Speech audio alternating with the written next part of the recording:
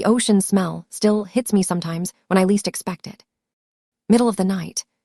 Grocery store parking lot. And bam, I am back on that porch, hearing those waves and feeling that key in my hand. Not the beach house key. That one was heavy like a gold brick.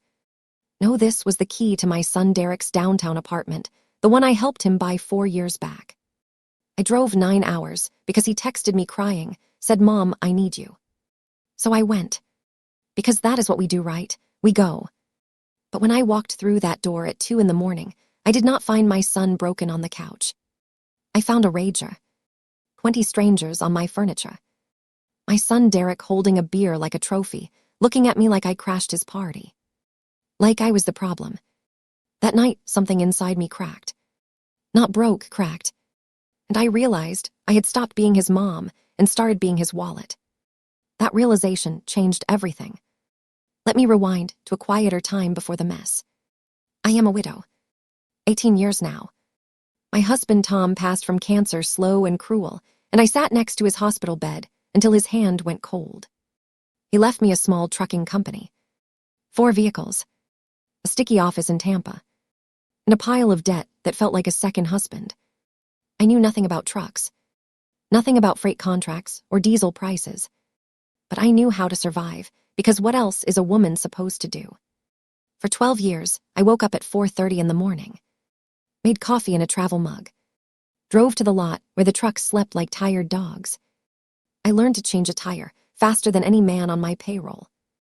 I learned which drivers lied about their hours and which ones just needed someone to listen. I learned that men in this industry do not expect a woman to show up at 6 a.m. with grease on her hands. So when I did, they got uncomfortable. Then quiet. Then respectful.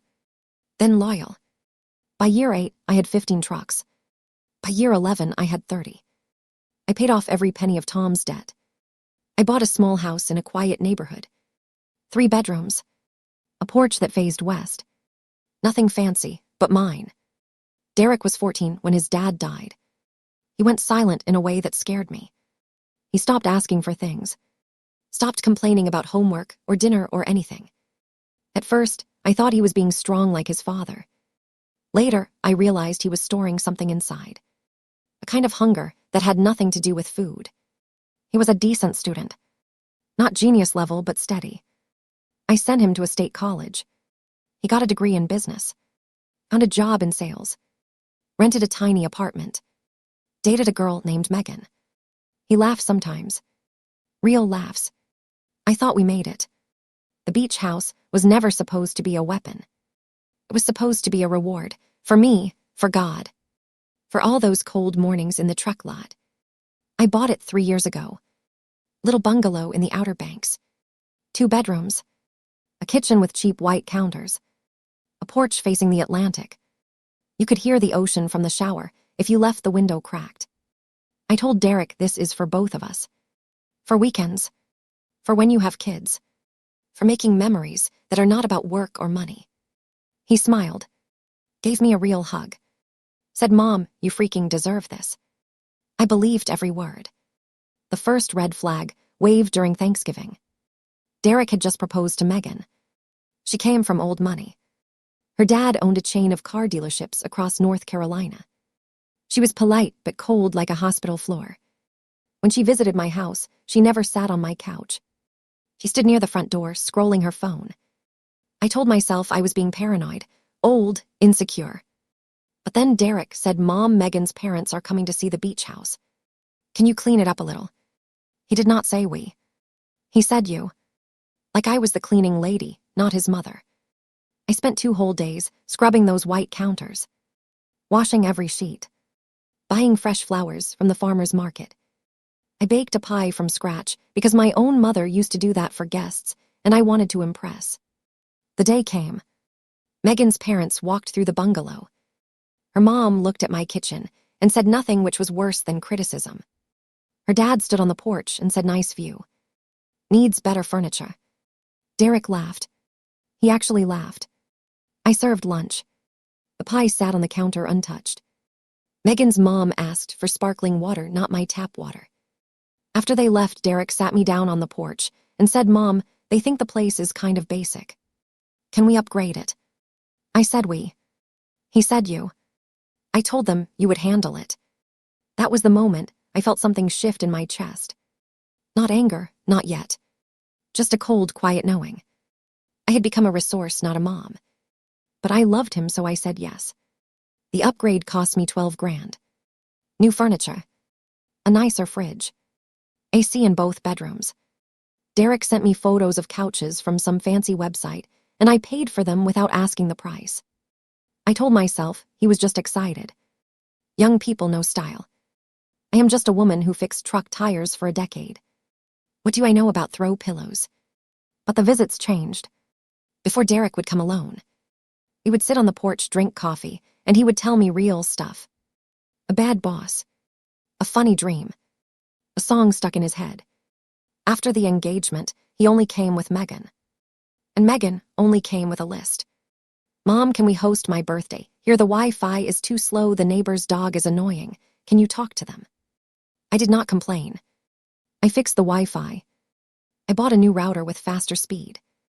I even talked to the neighbor, who looked at me like I was crazy. Then came the wedding. Derek wanted something nice, but not over the top. Megan's family wanted a destination wedding in Charleston. I offered to put in 15 grand, half my savings from the last 2 years. Derek said, Mom, that will not even cover the rehearsal dinner.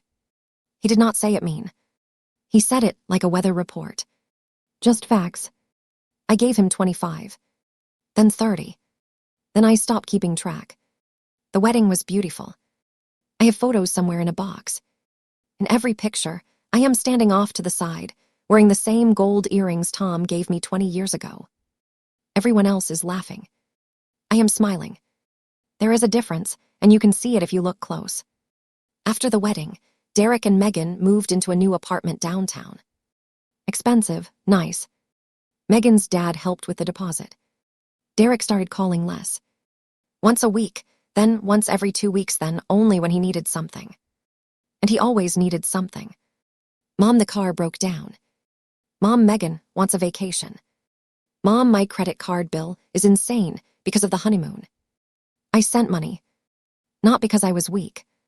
Because I still remembered the little boy who held my hand crossing the street. I thought if I kept giving, that boy would come back. He did not come back. One evening, I drove to the beach house alone without telling anyone. I just wanted to sit on the porch, hear the waves, remember who I was before I became an ATM with a pulse. But when I pulled up, the gate was open. Lights on inside. I walked in and found Megan's younger brother Kyle and 3 of his buddies. They had taken the keys from Derek. They were drinking beer on my porch. Music blasting from a speaker I had never seen before. I said hi. They looked at me like I was the housekeeper who showed up on the wrong day. Kyle said, oh hey, Derek said it was cool. We are just hanging. I stood there for a full minute. Then I turned around, walked back to my car, and drove 9 hours home. I did not call Derek that night. I did not cry either. I just sat in my dark living room and realized something terrible. I had raised a son who gave away my home without asking. Not because he was cruel. Because he had learned that my stuff was his stuff. My money was his money. My peace was his to mess with. And I had taught him that. 3 weeks later, I found the texts. I was at Derek's apartment, dropping off a casserole, because that is what Southern moms do. He was not home. Megan let me in. She was on the phone with her dad talking, loud about real estate. No, she said the beach house is in her name right now, but Derek will get it eventually. It is basically ours already. She did not see me standing in the hallway. I put the casserole on the counter and walked out. My hands were steady. My heart was not. That night I opened my safe, pulled out the deed to the beach house, read every word. And for the first time, I asked myself a dangerous question. What if I did not give it to him? Not for revenge. For survival. I was 63. My trucks were getting older. My back hurt most mornings. If I gave away the beach house, what would I have left? A small house with a west-facing porch, and a son who called me only when his bank account was low. I started making a list that night. Not of grievances. Of options. I called my lawyer. An old friend named Patricia. She had helped me with truck contracts for years. I trusted her because she never gave me sympathy, just facts. I said, "Can I sell the beach house without my son's permission?" She went quiet for a second. Then she said, "It is your name on the deed, Linda. It is your house. But are you sure about this?" I said no. "That is why I am calling you first." We met 3 times over 2 weeks. Patricia explained everything. No drama. No revenge pitch. Just a clean sale to a family who would actually use the place. I did not decide right away. I wanted to give Derek one last chance without telling him it was a chance. I invited him to lunch, just him, no Megan. He showed up late, of course. Wearing expensive sneakers I definitely did not buy. He kissed my cheek and sat down like a guest, not a son. I made his favorite food, meatloaf, which he hated as a kid but loved as an adult, go figure. We ate. We talked about nothing real. Then I said, "Derek, how do you see the next 5 years?" He looked confused. "What do you mean?" "I mean, what do you want from life from me?" He laughed. "Mom, why are you getting all deep on me? Just tell me what you need." I said, "I need to know if you see the beach house as yours." He put his fork down. For 1 second, I saw something flicker across his face. Guilt, maybe. Then it was gone. "Obviously, it is going to be mine someday. But why are you asking? Are you okay?" I said, "I am fine." And that was the lie I told myself to buy more time. Over the next month, I moved quietly. Patricia helped me list the beach house through a broker who did not ask too many questions. No sign in the yard. No announcement on Facebook. I just waited for a buyer. Meanwhile, I watched Derek. He posted photos from the beach house every weekend. Captions like "Sunday Fun Day" and "My Happy Place." He never mentioned me, not once. His friends commented, "Dude, your spot is sick." He replied with fire emojis. No correction. No "my mom's place." Just emojis. Megan started an Instagram page called Coastal Vibes. Photos of sunsets. Photos of her feet in the sand. Photos of my white kitchen counters. She had turned my home into her personal brand. I stopped going there completely. It hurt too much to walk through rooms that no longer felt like mine. One night, I added up everything. The money I had given Derek in the last 2 years. Wedding, upgrades, car repairs, credit card bills, random cash gifts. It came to almost 45 grand. More than the beach house cost me originally. I was not angry. I was exhausted. Exhausted from giving and being treated like a bank teller. Exhausted from loving someone who loved my stuff more than me. I called Patricia, "Sell it." She said, "Are you absolutely sure?" I said, "I have never been less sure of anything in my life. But I am doing it anyway." 2 weeks later, she found a buyer. A retired couple from Virginia. They had 3 kids and 5 grandkids. They wanted a quiet place by the ocean. They paid cash, no loans, no drama. The papers were signed on a Tuesday. I did not tell Derek. The call came on Saturday morning. I was making coffee. The west-facing porch had that soft golden light. I was wearing my old bathrobe, the one with the coffee stain near the pocket. I felt calm. Not happy, not sad. Just done. My phone rang. "Derek, Mom." His voice was different, tight. Like he was holding something back. "Mom, there is a family standing outside the beach house. They say they bought it. They have papers. What the hell is going on?" I took a sip of coffee. "I sold it, Derek." Silence. "Then you what?" "I sold the beach house. The papers are final. It is done." "Mom, you cannot just do that. That place was ours. Megan and I, we have plans. We have people coming next weekend. Then you better find somewhere else for your people. This is insane. This is a total betrayal. You did not even tell me." I put my mug down. My hand was steady. "Derek, when was the last time you asked me how I was doing? Not about money. Not about the house, about me. Your mother." He did not answer. "When was the last time you came to my house just to sit with me? When was the last time you said thank you without adding 'by the way' at the end?" He started talking fast the way he always did when he got cornered. "Mom, this is not fair. You cannot just sell it like that. I am your son. That house was supposed to be inheritance. You are being emotional. You are not thinking straight. I said I have never thought straighter in my entire life. So what now? You just keep all the money. What about me? I closed my eyes. The ocean was 9 hours away, but I swear I heard those waves. The money is mine, Derek. I drove trucks for 12 years. I built a company while you were in high school. I gave you everything I had. You turned my home into a party house for your wife's little brother. He was crying now. Or faking it. I could not tell anymore. Mom, please. We can fix this. Just call those people.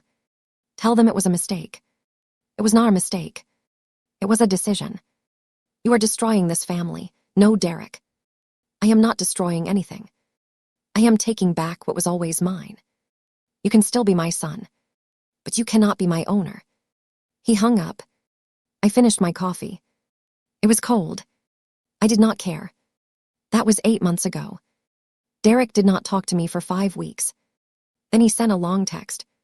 Half apology, half blame. I replied with 6 words. I love you. Take all the time you need. He has visited me 3 times since then. Each time he is quieter. He does not ask for money. He sits on my couch. He eats my meatloaf. He looks at me different. Not like a checkbook. Like a person he does not fully get. That is fine. I do not need him to understand me. I just need him to respect me. Megan unfriended me on every app.